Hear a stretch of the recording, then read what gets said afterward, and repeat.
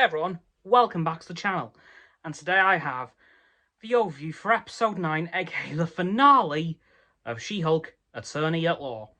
And this episode was brilliant. Everything in this episode was perfect.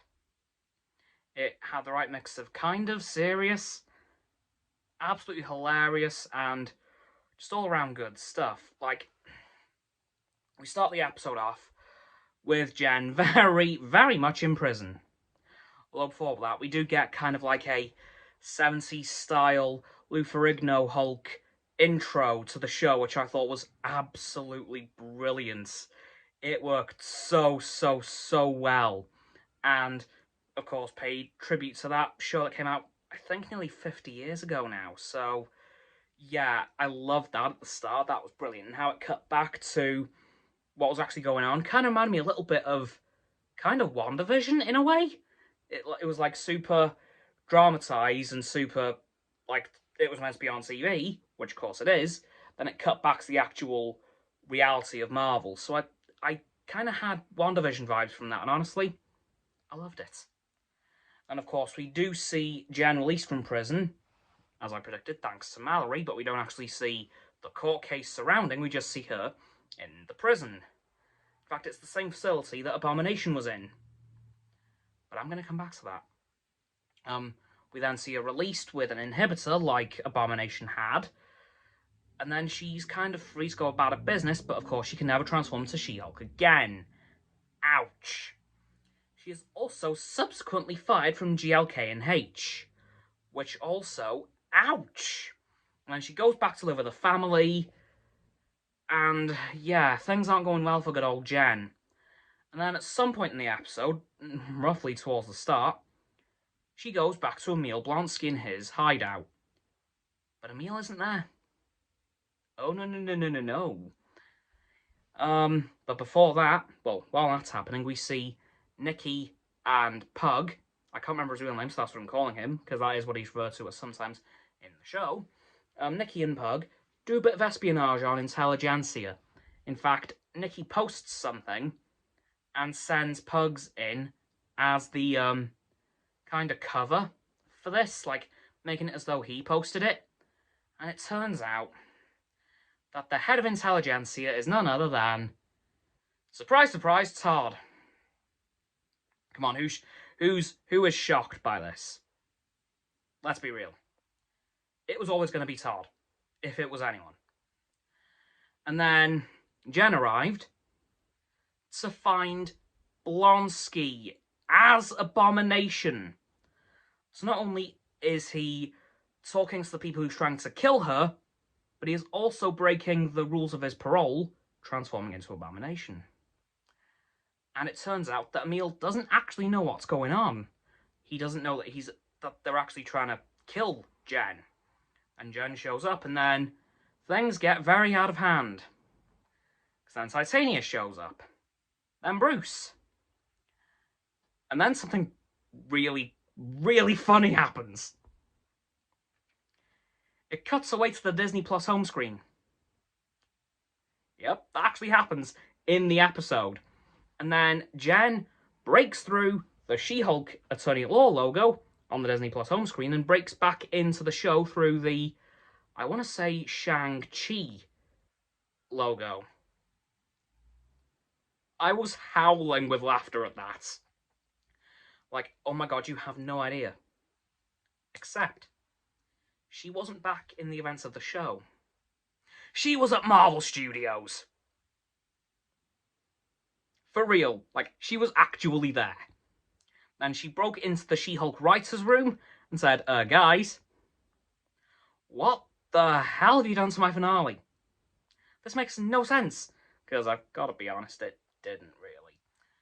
And then she goes up to Kevin, who frankly I was expecting to get a Kevin Feige cameo, and if that was the case, oh my god, I think I would have died on the spot.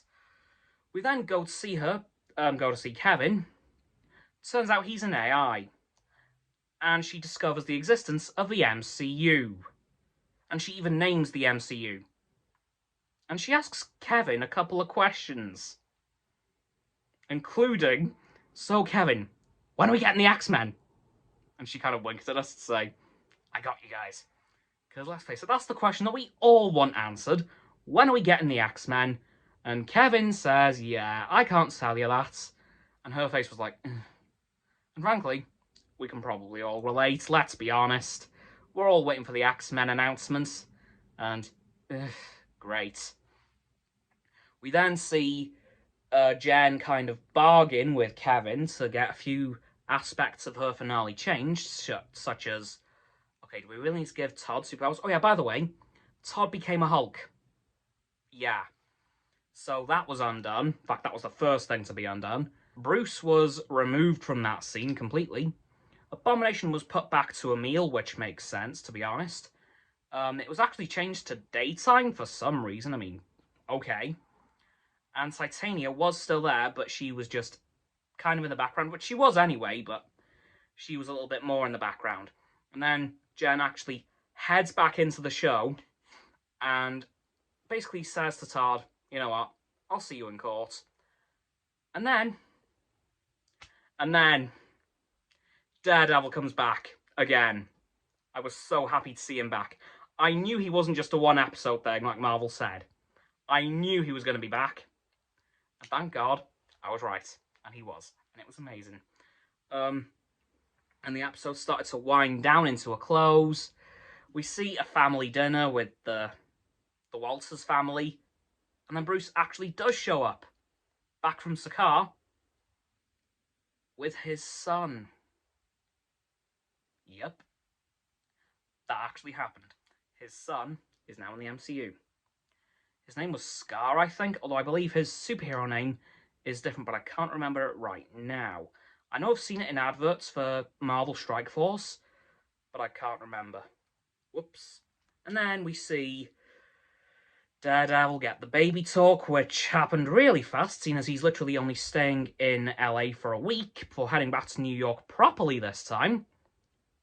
Thank God he didn't actually go, because Jen would be kind of screwed otherwise. But yeah. But there was one last thing. As Emil broke his parole by turning into Abomination, he was sent back to prison for 10 years. But in the after-credits scene for the episode, he was freed by Wong.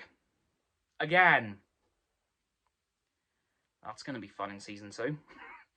Anyway, guys, that's going to do it for this week's overview of the final episode of She-Hulk-Attorney-at-Law, Season 1. Hopefully not the only one. So please, like this video, subscribe to my Roxanne's and Frost's YouTube channels. Their links will be in the description. My sub button is down there. Yeah, that big red one. Unless you've already subbed, then it's grey. Thank you for that, by the way. And once you've done that, please don't forget to click all 3 of our bell icons, get all 3 sets of our notifications. Comment as well, because why the heck not? And let me know what you thought of this episode of She-Hulk-Attorney-at-Law and what you thought of the whole series. And if we're going to get a Season 2, I really hope we do. Once you've done that too, please follow me on all my socials. There'll be a link tree in the description. Below that will be Roxanne's website and Frost's Instagram as well. And lastly, please, please, please, do not forget to share this video with all of your friends so they can join the infinite loop of liking, subscribing, commenting, following, and sharing, and around and around and around that loop. I'll see you guys tomorrow with another video. Goodbye!